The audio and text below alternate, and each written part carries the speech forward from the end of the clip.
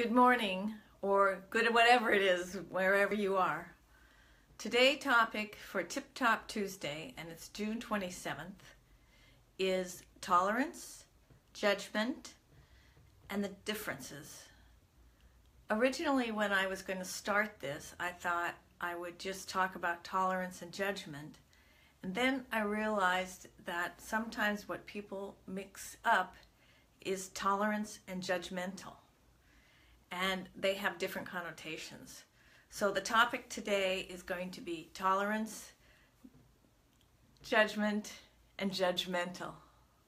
Hi, Carolyn. I really want to get together for coffee before you go. Maybe we can just do it at the studio. I don't know. But anyway, so to start, I'm going to read the words for judgment. This is, again, my son's high school dog-eared dictionary. It's an American Heritage Dictionary. And what it says about judgment is, should have underlined it. Okay. The act or process of judging. The mental ability to form an opinion, distinguish relationships, or draw sound conclusion. An opinion or estimated formed after due consideration. So often people that are very analytical will use judgment as a tool to make decisions about whether or not it's a good time to buy watermelon. For instance, tapping. Oh, this watermelon sounds really good. I know it's fresh. So taking it home. That's a judgment call. And it's also knowledge because you know how to pick a watermelon. Now, judgmental is, according to this dictionary, of or relating to judgment. But we also have a way in our society when we call somebody judgmental. What we're really saying is they're making an opinion about somebody. And the second definition for judgmental is inclined to make judgments, especially moral or personal ones. And I believe that we all have a tendency to do that also. So then I looked up tolerance. Tolerance is really interesting too because it also seems to have a double-edged sword, just like judgment and judgmental. Because in tolerance, there's a way where it's considered quite spiritual and holy in terms of what it does, right? It says the capacity for respecting the beliefs or practices of others, leeway for variances from a standard. Third one is the capacity to endure hardship or pain. And so what that can mean is you develop a hardship for pain, which we don't want. We want, because when somebody is, for instance, being beat up and they think that's normal, we don't necessarily want that tolerance to be considered a norm, especially as we try to get less violent. So, the three topics, the three are tolerance, tolerating, judgment, and judgmental. One idea that when I started to form my idea for what to do today was to really look at judgment and tolerance. Interestingly enough, I think judgment and tolerance can go hand in hand. For instance, if I'm walking down the street and I see something that I've never seen before, I'll say, an Irish wolfhound. I've seen Irish wolfhounds, and so there's this dog, and it's big, and I don't really know too much about it. I don't know if it's going to jump on me, or if it's a kind dog, or what it is. The owner of the dog can give me more information so I can decide for myself if the dog is safe or not. So that's like something interacting with people to help us form judgments. We all do that. Then there's the judgment when you're walking down the street and you see somebody all dressed, for instance, in gray. They have absolutely no color on them. And you're like, that looks boring, because you want them to have some vibration of color because you love color. So you might be thinking, oh, this person must be boring just because they're wearing gray.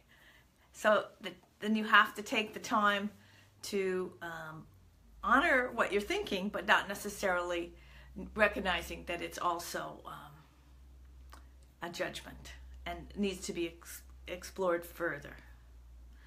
Now, that same person who's wearing the gray clothes, you might decide that by talking to them, that even if they look boring, and maybe they are boring, I'm laughing, but because who's to say who's boring and who isn't, right? Somebody who, people that have similar interests are usually not boring to each other.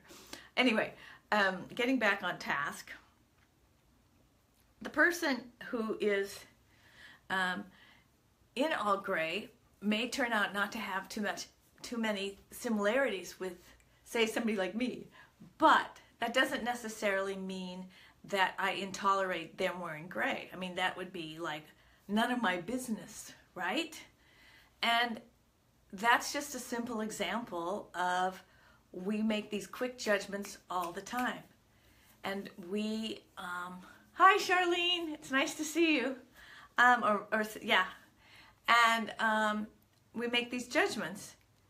And we're also, the double-edged sword is then we turn around and then we're taught to shame ourselves for making judgments.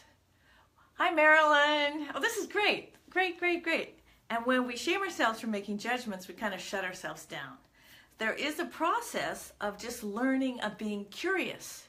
When you see something you don't know, you're curious, and your curiosity may lead you to find out more information, but there's a certain amount of lack of knowledge that is going to also create judgment. So judgment in itself is not the problem. The idea that being judgmental and we use that word as being judgmental, and judgmental is more of a synonym for intolerant. If we are saying things about people that we don't even know, or even if we are saying things about people we do know but they're different than us, in a sense what we're doing is we're being intolerant of their life. There's lots of reasons. We all come into this world and we all have lots of different experiences. And I think even now more, as we can all see, there's just a big difference in people's lives and how they're living. And what that's creating is a disjointed communication. Hi, Kelly. Oh, Deneen is on too. Hi. Oh, good. Lots of people are on. Anyway, and so what happens is people have different experiences. They're reading different things. They're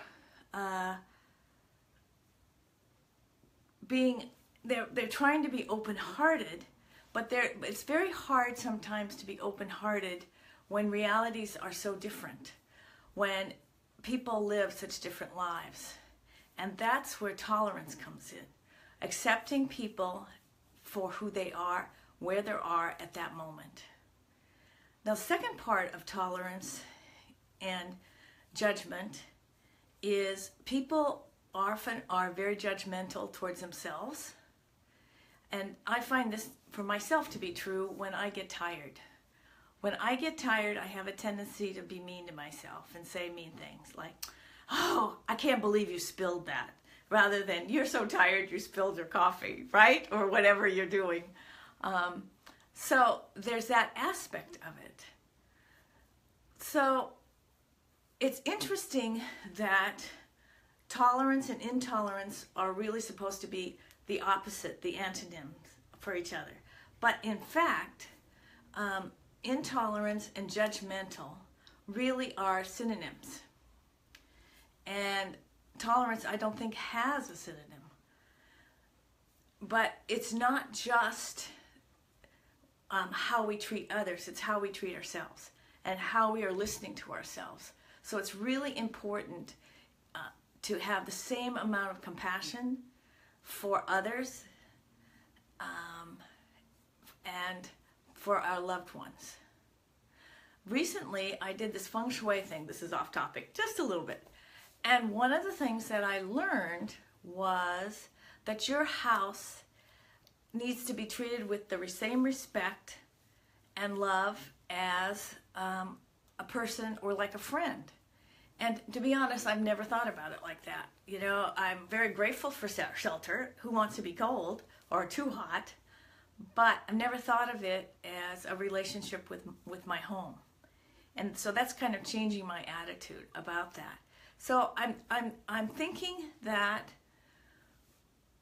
our first inclination is to have a loving connectiveness with people. I think that gets mixed up when we start making assumptions about other people or not accepting them for who they are and not accepting ourselves for who we are. So again, it's that message of shame, and shame produces intolerance. So I'm a big proponent in kicking out words that have anything to do with shame, because we can eliminate them in our culture. We don't need them. They're just wasted time in our brains, in our noodles. So that's the tips. And maybe, oh, thank you, Deneen. Oh, thank you. That's very sweet to say. Now, does anybody have, she wrote, what a good subject and a very thoughtful treatment of something so sensitive and often misunderstood. Yes, I think so too. That's why I decided to talk about it, especially now with all this other stuff going on. All the politics all over the world. Anyway, not just USA. So, if there's any questions or comments, that would be great. And I will be looking at them later. And in the meantime, have a dazzle of a day and talk to you next Tuesday. Or yes, bye.